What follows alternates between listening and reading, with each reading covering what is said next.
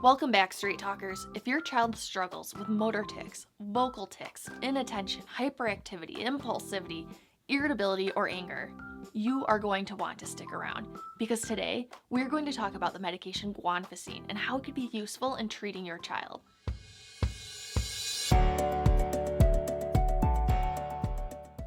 Guanfacine was approved for medical use in the United States in the 1980s. It was originally first used to treat high blood pressure. However, it's now commonly used to treat all sorts of psychiatric conditions, including ADHD, motor and vocal tics, and aggression. This medication can be useful by itself or in combination with other medications. So guanfacine is the generic name. The two brand names that it also goes by are Tenex, which is short-acting and generally taken 2 times per day, and Intuniv, which is longer-acting and taken only once per day.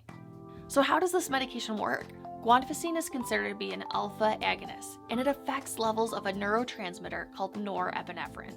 This medication helps to calm down parts of the brain that are too excited, which in turn leads to improvement in symptoms such as hyperactivity, impulsivity, tics, anxiety, irritability, temper tantrums, and explosive anger. When these symptoms are under better control, other areas of life can be improved as well. So it's not uncommon for families to describe their child as being more cooperative or having better frustration tolerance and more patience after starting this medication. Once your child starts taking this medication, it usually takes a couple weeks before you start noticing any difference. And it can take up to a couple months before you see the full benefit. The common, but usually more mild side effects include things like fatigue or daytime sleepiness, low blood pressure, lightheadedness, headaches, dry mouth, and stomach aches. These symptoms are common after starting the medication or after increasing the dose. They commonly go away after about a week or 2.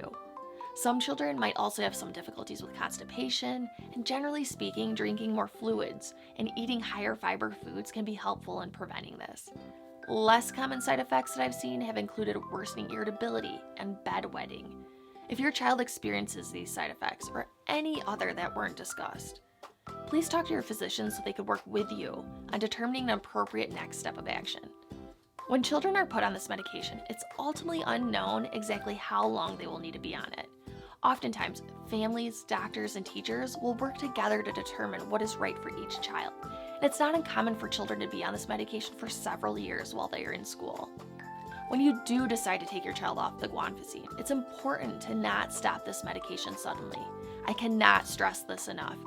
Doing so can cause your child's blood pressure to increase, and this is true even if it was normal before starting the medication. This is called rebound hypertension, and it usually occurs around 2 to 4 days after abruptly stopping the medication.